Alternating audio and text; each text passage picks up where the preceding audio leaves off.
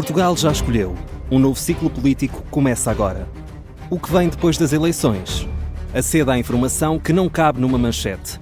Assine hoje, com até 55% de desconto, e habilite-se a ganhar um dos 10 cartões oferta FNAC que temos para oferecer. Tudo em observador.pt.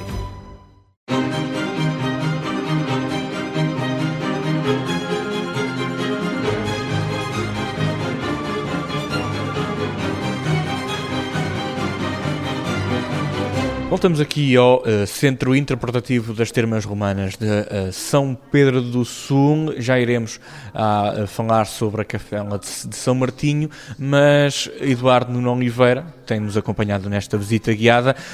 Temos que, acima de tudo, fazer procurar definir uma diferença entre termas medicinais e termas sociais. E este espaço onde nos encontramos faz bem diferença. Qual é a diferença entre estas duas designações? De facto, há aqui uma diferença importante entre termas higiênicas e sociais romanas e termas medicinais romanas. No caso das termas medicinais romanas, elas normalmente eram abastecidas por água quente e com propriedades minerais, físico-químicas importantes, diferenciadas para o tratamento, o alívio de certas doenças. No caso das águas, no caso dos balneários higiênicos e sociais romanos, eles apareciam quase sempre em ambiente urbano, ou seja, nas cidades, e eram abastecidos por água fria, sem grandes propriedades, de maneira que essa água fria depois era artificialmente aquecida no interior do edifício e numa estrutura chamada hipocausto. Ao fim e ao cabo, era uma caldeira no chão que aquecia a água. Isso gerava vapor que circulava por baixo do chão, entre paredes. Havia piscinas de água quente, de água morna, de água fria, onde as pessoas passavam em banhos rituais de bem-estar, de relaxamento, e depois também eram lugares de socialização, onde os membros dessa comunidade se encontravam, conversavam da guerra, da política, dos negócios, das fofocas do dia-a-dia dessa comunidade. E há que realçar que estas termas públicas, neste caso estas termas sociais, muitas vezes podiam ser encontradas em casas privadas, neste caso famílias mais abastadas na altura. Exatamente, os balneários privados nas casas mais abastadas, mas também havia termas públicas de maior dimensão. Aqui as termas medicinais, elas também podiam servir para esses banhos higiênicos e sociais, mas as águas medicinais eram principalmente águas afamadas a nível regional. E as pessoas que lá longe ouviam falar destas águas termais e das suas virtudes curativas e sagradas, procuravam estes lugares, não propriamente para se lavarem nem para saberem das novidades, mas para procederem a tratamentos de saúde. E nesta sala podemos também ver, quase aqui como uma ilha no centro, onde vemos vários painéis explicativos daquilo que se pode visitar aqui neste centro interpretativo. O que é que nós podemos encontrar nestes painéis? Portanto, é uma estrutura multimédia com um conjunto de 6 ecrãs que nos transmitem depoimentos de especialistas que relacionam ciências com este lugar. Há, por exemplo, uma bióloga que nos fala do rio Volga, do seu sistema biológico e ecológico.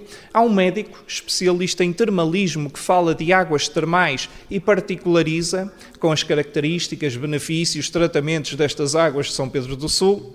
Muito interessante é o depoimento de um geólogo que nos explica o fenómeno geológico destas águas, qual a sua origem, porque é que elas são quentes e porque é que elas são tão quentes e porque é que adquirem as propriedades minerais importantes para o termalismo.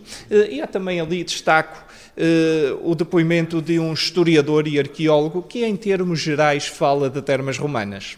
E por falar novamente nestas termas romanas, vemos aqui uma ilustração datada de 1814.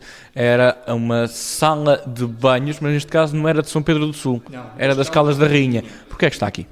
porque nós, nas Caldas de Lafões, não temos nenhuma imagem que retrate o ambiente dos hospitais termais, de maneira que nos socorremos de uma gravura, uma ilustração das Caldas da Rainha, de princípios do século XIX, que nos dá esse enquadramento do ambiente. Realidades semelhantes. Exatamente. E vamos continuar a explorar esta sala e voltando esta gravura e, consequentemente, novo painel informativo. Neste caso, o procedimento para construir as abóbadas, que há pouco falávamos, era o mesmo que se utilizava na construção dos muros, falando novamente da arquitetura deste edifício. Porquê a utilização das abóbadas? A abóbada é um sistema de cobertura romano que deve ter funcionado aqui até à Idade Média, depois ruiu e o teto foi substituído por um telhado de 2 águas, também funcionou durante muitos séculos, até à última intervenção arquitetónica, quando se resolveu reabilitar, ou melhor dizer, recriar as abóbadas romanas. Essas abóbadas romanas, nós não sabemos exatamente quais eram os materiais com os quais foram construídas. Supõe-se que em tijolo, porque era um material mais leve e menos permeável às variações térmicas e à umidade. Ficamos, neste caso, por aqui nesta sala, com a inscrição principal A Cura pela Água. Mais uma vez, a referência a este efeito medicinal que estas águas termais têm. E vamos já, dentro de momentos, passar para o espaço da Capela de São Martinho.